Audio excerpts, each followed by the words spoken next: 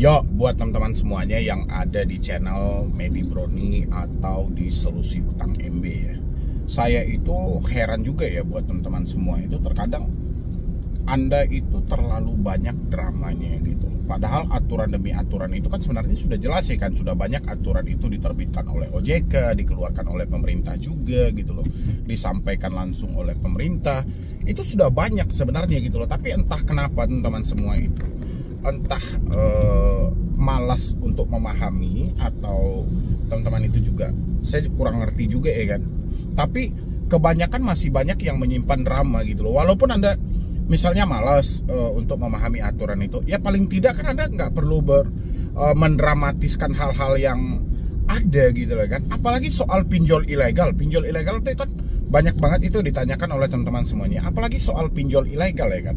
Pinjol ilegal itu sudah disampaikan oleh Bapak Mahfud MD, apapun itu pinjol ilegal tidak usah dibayar gitu ya kan. Pinjol ilegal tidak usah dihiraukan. Kenapa? Karena mereka juga status mereka tidak diakui di Indonesia ini, status mereka tidak diakui. Sedangkan pinjol legal aja kita kalau mereka menyalahi aturan kita harus galbay gitu loh, apalagi pinjol ilegal. Tapi masih banyak juga bilang, "Bang, pinjol ilegal, Bang. Pinjol ilegal nih nyebarin data, Bang. Pinjol ilegal nih ngubungin kontak." Yang namanya pinjol ilegal ya suka-suka hati mereka karena tidak ada yang mengawasi dan tidak ada yang mengatur. Ketika Anda melaporkan perkara itu ke OJK pun OJK no comment hal-hal yang seperti itu. Itulah makanya buat teman-teman semuanya saya imbau juga ya, supaya Anda itu lebih berpikir maksimal lagi. Kalau enggak, ini masalah tidak akan pernah selesai-selesai. Kalau konsepnya Anda seperti ini, masalah yang seperti ini tidak akan pernah selesai gitu loh. Selesainya itu kalau Anda sudah dimiskinkan. Bahkan hari ini pun Anda itu kan sudah dimiskinkan, itu sudah nggak ada lagi duit Anda gitu loh. Mencari talangan dana pun juga sudah tidak ditemukan lagi. Mencari talangan dana pun juga sudah tidak didapatkan lagi. Tapi yang terjadi apa? Udah tahu Anda dimiskinkan seperti itu, masih saja Anda itu memikirkan, "Bang, mereka nyebarin data, Bang. Mereka ngubungin kontak, Bang." Ya persetan lah mereka mau ngubungin data, mau nyebarin data, mau ngubungin kontak. Yang penting kita sudah berhenti bayar, udah terserah. Ada juga yang gila yang bertanya gini, "Bang, mereka menerapkan dendanya, Bang, 60.000 per hari. Mau dendanya 1 juta per hari pun kan kita nggak bayar lagi gitu loh."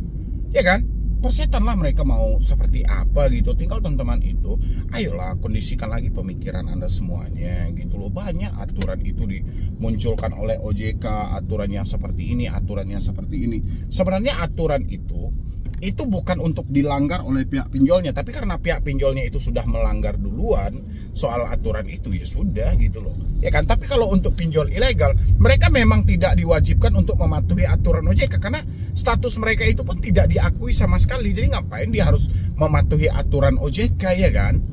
Itulah makanya teman-teman semuanya, pokoknya kalau Anda galbainya di pinjol ilegal, saya saranin Anda semuanya untuk ganti kartu, reset HP ke setelan pabrik, masuk dengan nomor baru. Habis itu kalau misalnya Anda galbainya itu di pinjol legal, kalau pinjol legal itu tidak sesuai lagi dengan SOP yang ada, mereka tidak sesuai lagi dengan aturan-aturan yang berlaku, cabut juga nomor Anda, hapus WA Anda tuh, reset HP Anda ke setelan pabrik. Ayo kompak aja semuanya gitu loh. Kalau kalian nggak kompak, percuma Anda teriakin galbay nasional, tapi Anda sendiri nggak kompak. Ya, terus dasar galbay nasionalnya dasar dari mana gitu loh? Anda sendiri aja yang sebagai korbannya langsung gitu loh. Itu kayak mana? Anda itu kan kalau dibilangin sepinjol kan Anda pelakunya. Kalau bagi saya sih Anda korbannya gitu loh. Anda memang melakukan hal itu dalam keadaan sadar, tapi Anda kan dibohongi. Jadi Anda korban dari penipuan dari si pinjolnya gitu loh. Ketidaktransparanan mereka. Pinjamnya 5 juta, harus dibalikin 9 juta, ansuran pertamanya 14 hari Anda harus bayar sebanyak 7.500.000. Ansuran keduanya 1,5. Ya kan? Kita mau lapor kemana coba? Ke OJK. Percaya sama saya nggak akan ditanggapin itu laporan Anda. Percuma aja. Makanya Anda mendingan lapor sama Tuhan dan lapor pada diri Anda sendiri. Ya. Jadi stop semua ketakutan-ketakutan yang ada dalam diri teman-teman. Mulai lagi untuk memperbaiki hidup kita buat kedepannya, melangkah jauh lagi buat kedepannya gitu loh. Jangan kita terlalu mendramakan hal yang ini, hal yang itu, jangan gitu ya. Karena yang paling berat itu dari orang yang galbay pinjol adalah pemikiran dia sendiri. Jadi kalau pemikiran ini tidak mampu untuk Anda kendalikan, percayalah pemikiran yang akan mengendalikan Anda. Kalau sudah pemikiran yang mengendalikan Anda, siap-siap Anda akan dihancurkan, Anda akan dimiskinkan gitu loh. ya. Ingat aja, Anda masuk kepada saya, Anda menonton video ini, itu kan memang menyatakan Anda sudah tidak mampu bayar. Duit Anda memang sudah tidak ada, ya sudah, pahami aja sampai di sana gitu loh. Ya kan? Jadi nggak usah lagi, Bang, kita wajib bayar apa tidak. Mereka sebarin data nih, mereka ngubungin kontak-kontak. Anda masuk ke saya aja, Anda sudah menyatakan duit nggak ada. Ngapain lagi pertanyaan-pertanyaan bodoh itu dimunculkan gitu loh. Kan duit Anda memang faktanya duit sudah nggak ada gitu loh. Terus ngapain lagi kita tanyain, wah kita wajib bayar ya, kita harus bayar ya. Nggak usah ya. Mulai dari sekarang buat teman-teman semuanya, buang semua pemikiran-pemikiran jahat yang ada dalam diri Anda. Ayo semuanya kita bersama-sama kompak juga untuk merubah cara berpikir kita buat kedepannya. Dan kita berharap juga pinjol-pinjol ini bisa lebih bermanfaat lagi buat kedepannya. Walaupun kita tahu juga sulit untuk membasmi pinjol, tapi kita hanya mendoakan mudah-mudahan ada satu regulasi atau satu aturan yang benar-benar ditakuti oleh pinjol, dan mereka tidak bertindak semena-mena terhadap masyarakat, bertindak juga anarkis, terkadang mencaci maki, menghina, sara dan segala macam. Itu kan nggak bagus juga ya. Mungkin dari saya cuma itu aja buat teman-teman semuanya. Yang penting Anda tetap berpikir positif aja, jangan menjadi orang yang pesimis, jangan berpikir pikiran negatif. Oke? Jadi sekian dulu dari saya, Medi Broni. Yo, buat teman-teman semuanya yang sudah menantikan video-video terbaru dari Medi Broni ya. Oke. Katanya hari ini itu 2 September ya, Senin 2 September 2024, debt collector seluruh pinjol itu akan turun ke lapangan ya. Ini dari kemarin ternyata sudah menumpuk pertanyaan demi pertanyaan yang masuk ke Instagram @medibroni seperti yang ada di layar Anda. Itu banyak banget orang yang bertanya. Tapi saya ingatin juga ya buat teman-teman semuanya, itu kan masih ada ribuan DM yang belum terjawab sama saya ya. Terkadang itu Anda kan menggunakan akun yang bukan real, ya kan, akunnya dengan nama-nama yang aneh-aneh dan unik-unik, tapi tidak memfollow dulu gitu loh. Jadi saya menandakan hal itu, saya masukkan ke dalam spam, dan saya akan batasi, dan saya akan tidak akan tindak lanjuti dari pertanyaan teman-teman semuanya. Jadi kalau misalnya teman-teman ingin pertanyaannya itu saya jawab dan saya luruskan, alangkah baiknya teman-teman di follow dulu ya, di support dulu Instagramnya. Atau Anda juga bisa, saya juga buka itu di fanfact. Di fanfact Anda bisa cari di Facebook Solusi Hutang MB, sama dengan YouTube ini namanya Solusi Hutang MB. Di sana juga saya menjawab selalu pertanyaan Anda. Isi aja di dalam kolom komentar, nanti saya akan jawab pertanyaan demi pertanyaan dari teman-teman semuanya. Cuman ini saya nggak lupa juga ya untuk mewarning buat teman-teman semuanya. Tadi pun ada yang melaporkan bahwasannya masih banyak ternyata yang melakukan penipuan melalui Instagram, melalui TikTok, melalui Facebook dengan dalih mereka bisa menyelesaikan hutang-hutang. Ada yang diajak untuk meminjam lagi, ada yang diiming-imingkan dengan jasa hapus data, ada yang diimingkan dengan backup data dan segala macam. Itu buat teman-teman harus hati-hati banget ya. Dan ada juga yang sengaja mencomot logo dari Solusi Hutang, mengaku-ngaku bahwa mereka admin Solusi Hutang, rekan dari Medi Broni. Itu nggak usah percaya ya, karena akun kita yang real itu yang satu Instagram Medi Broni ya, nanti Anda bisa lihat sesuai yang saya pajang. Habis itu TikTok Medi Broni, ya kan. Habis itu dari fanfact kita juga punya Solusi Hutang MB, sama Snack Video juga Solusi Hutang MB. Di luar dari itu bukan kami lagi. Oke, itu ya buat teman-teman semuanya. Oke. Saya pengen membahas soal penurunan debt collector lapangan per hari ini yang banyak ditakutkan oleh teman-teman, terutama yang baru telat bayar, yang mana di sini katanya ya, debt collector itu akan turun ke lapangan sesuai dengan perintah dari debt collectornya. Oke.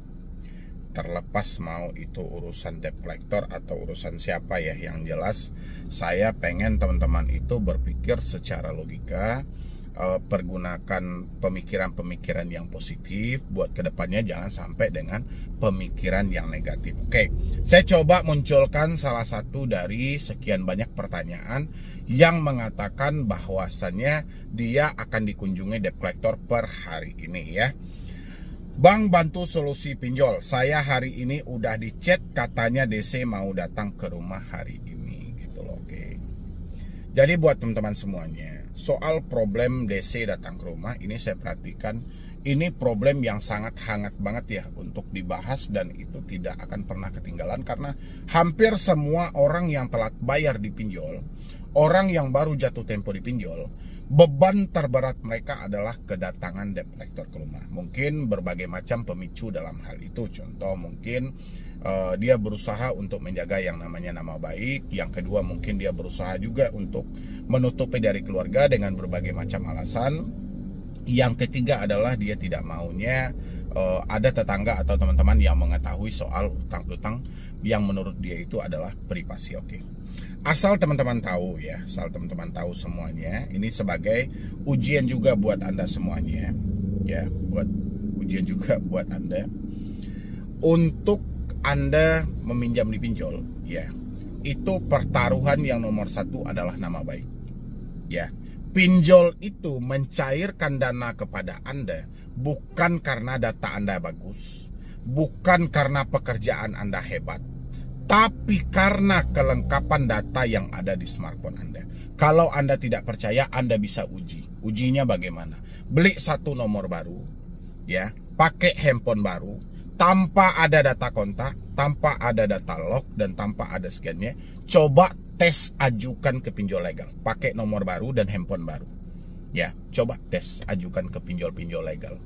Ya, pinjol legal mau pinjol ilegal terserah. Tapi Anda tidak mempunyai data di dalam itu. Hanya ada nomor baru dan handphone baru. Itu pinjaman Anda akan ditolak dengan berbagai macam versi.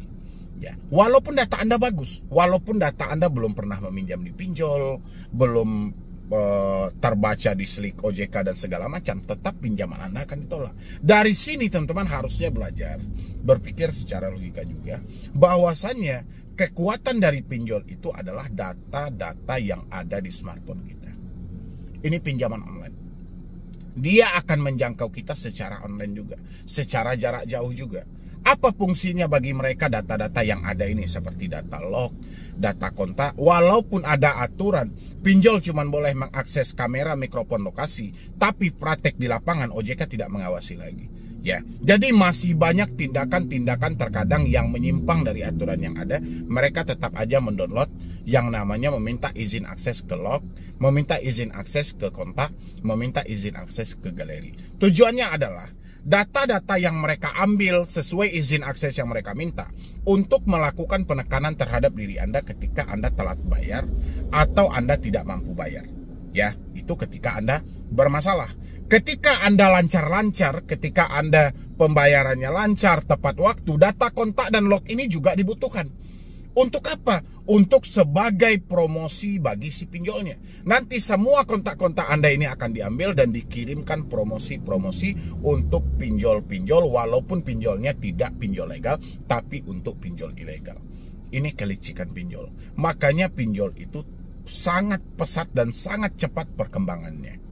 Ya. Jadi kalau teman-teman bilangin, saya malu misalnya kalau debt collectornya datang ke rumah. Oke, siapa yang tidak malu ya kan?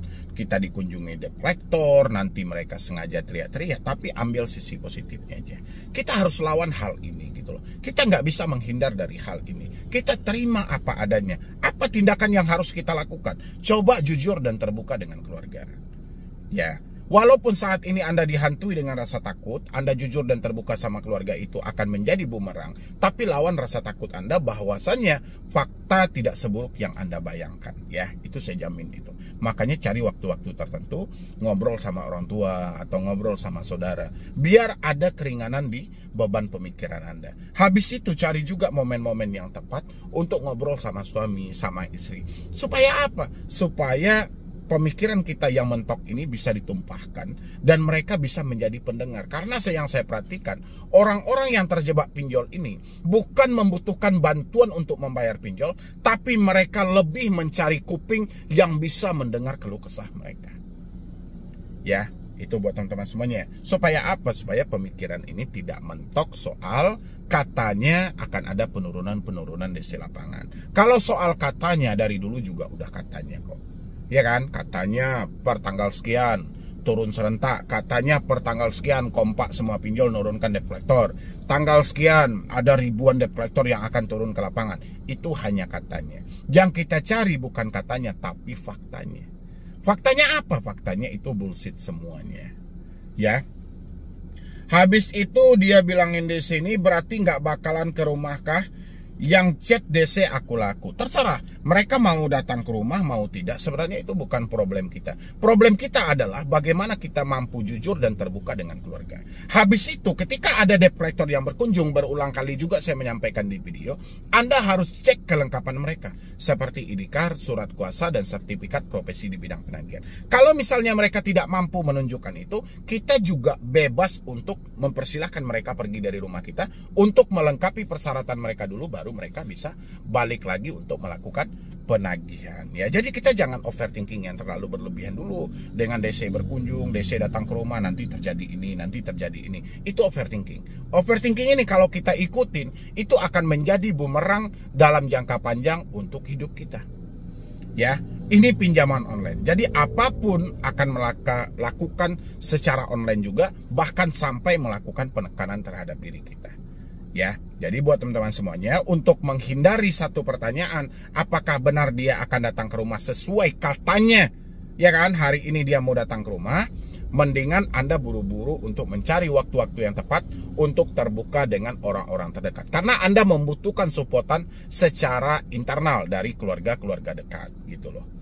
Ya, jadi lawan rasa takut Anda semuanya, insya Allah tidak akan terjadi hal-hal yang berisiko fatal. Satu-satunya risiko yang akan Anda tampung ketika Anda tidak mampu bayar pinjol hanya BI checking. Untuk BI checking sendiri, itu jangan Anda jadikan sesuatu yang menakutkan. BI checking itu ketika nama Anda masuk BI checking atau slik OJK, otomatis ke depannya Anda tidak bisa meminjam lagi di perbankan manapun. Ambil sisi positifnya. Apa sisi positifnya? Dengan nama Anda masuk BI checking, dengan nama Anda masuk blacklist, dengan nama Anda masuk ke slik, ke depannya Anda tidak perlu bergantung lagi satu dengan yang namanya hutang. Dua, Anda tidak perlu sibuk-sibuk lagi membayar bunga-bunga yang besar. Tiga, Anda tidak perlu berkecimpung lagi dengan dunia riba. Yang keempat adalah ada masanya Anda memacu diri Anda mempercayai kemampuan diri Anda sendiri untuk menghemat dan memprepare keuangan Anda lebih jelas lagi. Kalau misalnya Anda menginginkan sesuatu, Anda bisa menabung dulu. Ya, sisi positifnya. Jadi jangan diambil sisi negatifnya. Bang, nanti saya nggak bisa ngambil KPR. Ada juga yang lebih parah kalau soal BI checking. Gimana nanti anak saya, Bang? Ya Allah, masa anaknya juga harus dibebani soal hutang? Ya kan? Sebisa mungkin kita beri dia edukasi bahwa hutang itu tidak baik. Hutang itu tidak bagus gitu loh, ya kan? Nanti takutnya kita hanya bisa berhutang tapi tidak mampu mengendalikan hutang. Ya kan? Jadi kita jelaskan sama dia, boleh-boleh aja kita melakukan hutang, tapi hutang yang seperti apa, yang bagaimana. Itu harusnya jangan anak kita juga dibebani soal hutang. Gimana nanti nasib dia, satu kakak namanya di blacklist. Nggak usah terlalu overthinking yang seperti itu. Ya, itu buat teman-teman semuanya ya. Mungkin dari saya cuma itu aja. Mudah-mudahan itu membantu jawaban saya soal ketakutan dari teman-teman semuanya tentang debt collector datang ke rumah. Ya, ini saya lanjutkan lagi soal Kak dia meminjam secara diam-diam di EasyCash dan udah beberapa bulan nggak bayar. Yang diteror DC lewat telepon saya karena nomor dia yang dijadikan oleh kakak dia itu sebagai kontak darurat. Oke. DC datangin rumah ibu saya karena kakak saya masukin alamatnya alamat rumah ibu saya. Oke. Sudah berapa kali DC datang dan yang nemuin ibu saya. Bahkan ibu saya yang jadinya nego-nego bayar hutangnya kakak saya. Sekarang ibu saya sudah nggak mau bayarin lagi karena kakak saya seperti nggak tanggung jawab. Padahal dia yang pinjam. Saya harus gimana ya Kak? Soalnya saya ditelepon terus dan rumah ibu saya didatangin DC terus. Rumah ibu mau didatangi DC. Kenapa? Pertama, mungkin kakakmu tadi yang memberikan alamatnya. Oke, itu nggak ada masalah. Yang kedua, itikat baik ibumu ya, karena dia mau bertanggung jawab soal hutang anaknya, itu nggak ada masalah. Tapi ini bahaya banget kalau ini dipraktekkan sama pinjaman online. Pinjaman online dia tidak peduli siapapun itu, bagaimanapun itu, asalkan itu pembayaran, mereka akan telusuri terus. Ya kan? Selagi dia melihat celah harapan, mau tidak ada sangkut pautnya, padahal sudah jelas ya kan, aturan dari OJK itu kan sudah ada. Tidak boleh menagih di luar dari si konsumennya. dilarang melakukan penagihan di luar dari konsumen. Sekarang dia melakukan penagihan terhadap ibu, ya kan, terhadap orang tua si debeturnya. Jadi karena rasa tanggung jawab, karena ini soal anak, orang tuanya berinisiatif. Sampai akhirnya pada titik di mana orang tuanya juga tidak mampu. Dan akhirnya orang tua dia tidak mau lagi membayar. Gak ada salahnya, ya kan? Karena dia tidak mampu, karena itu juga bukan hutang dia. Walaupun itu adalah anaknya, tanggung jawabnya tetap pribadi-pribadi, ya kan? Dan habis itu yang harus saya gimana ya, soalnya saya ditelepon terus. Sampaikan sama mereka jangan hubungi saya lagi, hubungi yang bersangkutan. Saya tidak ada sangkut pautnya lagi dengan hal itu. Harus kamu tegaskan. Jangan lagi ketika berkomunikasi dengan debt collector kamu menjanjikan satu harapan sehingga debt collector melihat harapan itu dan debt collector berharap utang ini selalu dibayar. Kalau kita menjanjikan sesuatu, makanya tegaskan. Kalau memang orang tua sudah tidak mampu dan kamu juga sudah capek ditelepon, keraskan dan tegaskan sama debt collector, jangan hubungi saya lagi. Kapan perlu, blokir semua nomor mereka yang ada. Habis itu soal saya diteleponin terus, rumah ibu saya didatangi. Kalau soal rumah ibumu didatangi, nanti ibumu juga bisa menegaskan. Ya, silakan cari aja yang bersangkutan tidak tinggal di sini dan jangan datangi ini lagi. Ya, itu aja sampaikan. Jadi jangan kita menjanjikan sesuatu contoh, ketika debt collector datang, orang tua berkomunikasi atau kamunya berkomunikasi, nanti kamu membilang dengan bahasa, oh ya nanti kalau misalnya dia datang, kami akan sampaikan. Ketika ada kami akan sampaikan, debt collector berharap mendapatkan jawaban dari perkataan kita tadi. Makanya ketika debt collector datang, sampaikan aja, udah besok kamu nggak usah kesini lagi, hubungi aja yang bersangkutan, terserah kalian mau janjikan di mana. Kalau misalnya yang bersangkutan ada di sini, janjian di sini. Kalau yang bersangkutan tidak ada di sini, jangan pernah kesini lagi. Kami tidak akan membayar hal itu karena itu bukan hutang kami. Sampaikan aja seperti itu. Karena tidak ada ceritanya orang tua menjadi tanggung jawab dalam hutang-hutang itu. Ya, itu sudah tertuang dalam peraturan OJK. Siapa yang berhutang itu yang membayar. Jadi tidak ada hubungannya dengan orang tua, tidak ada hubungannya dengan saudara. Yang penting kita jangan menjanjikan sesuatu kepada debt collector-nya. Ya, debt collector bolak-balik ke rumahmu itu karena kesalahan orang tua dari awal, karena dia melakukan pembayaran. Orang tua juga tidak bisa disalahkan karena dia berinisiatif baik, itu adalah anak dia sendiri. Ya, tapi walau gimana pun yang namanya hutang sama pinjol itu akan kalah orang yang melakukan pembayaran. Pinjolnya akan selalu menang karena bunganya sangat luar biasa. Ya, mungkin dari saya cuma itu aja. Mudah-mudahan ini bisa membantu sedikit jawaban dari saya. Intinya tidak ada yang perlu dipanikkan dan mudah-mudahan semuanya, teman-teman semuanya, cepat-cepat keluar dari suasana kesulitan yang seperti ini. Dan ketika Anda sudah tidak berurusan lagi dengan pinjol, saya berharap jangan pernah melihat ke belakang, tapi perbaikilah hidup Anda untuk ke depannya. Ya, jadi sekian dulu dari saya, Medi Broni. Wassalam.